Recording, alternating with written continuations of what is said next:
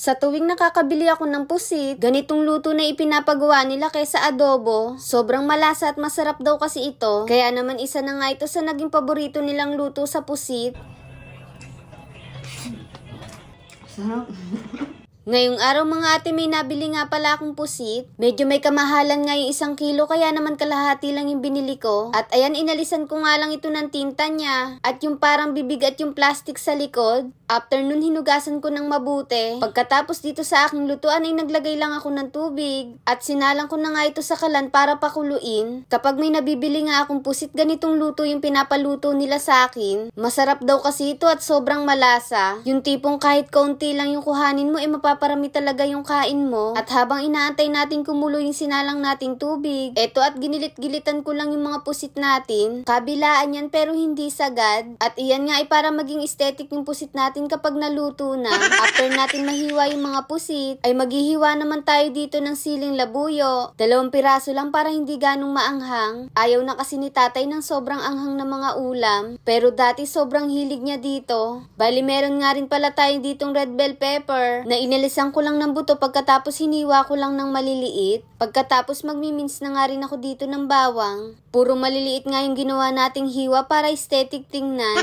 Nang matapos tayo makapaghiwa dito, kumukulo na nga rin yung tubig na pinakulo natin. Kaya yan, binlunch ko na dito yung mga pusit. Saglit lang yan mga ate dahil kukunat yung pusit natin. Inuna ko nga lang pala yung katawan, sinunod ko na nga itong pinakaulo niya. Nang okay na hinango ko na rin. Bali sinalang ko na nga rin pala dito yung aking pan. At nung uminit na, nilagay ko na dito yung margarine. Gigisahin ko nga dito yung minins nating garlic at yung hiniwa nating 2 pirasong siling labuyo. At kapag lumabas na yung aroma nito, maglalagay na tayo dito ng oyster sauce, ketchup, pamintang duwog-duwog, at i-mix lang natin ito ng mabuti. Maglalagay na rin pala ako dito ng 1 kutsarang pulang asukal at 2 sandok ng pinagpakuluan natin sa pusit. Haluin lang natin ito at pakuluin. At ilagay na rin natin dito yung red bell pepper. Ay grabe, kung maaamoy nyo lang yung sauce na yan mga ate, sobrang bango talaga. Yung tipong maamoy mo pa lang ay talagang gugutumin ka na. Bali, iyan, inihalo na nga pala natin dito yung mga pusit. At ito mga ate, luto na rin to. Hindi na natin to patatagaling lutuin dahil kukunat pa yan. At tingnan nyo naman yung itsura mga ate, grabe, sobrang nakakatakam. Kaya sana lang huwag nyo itong mapanood ng hating gabi. Dahil siguradong gugutumin kayo.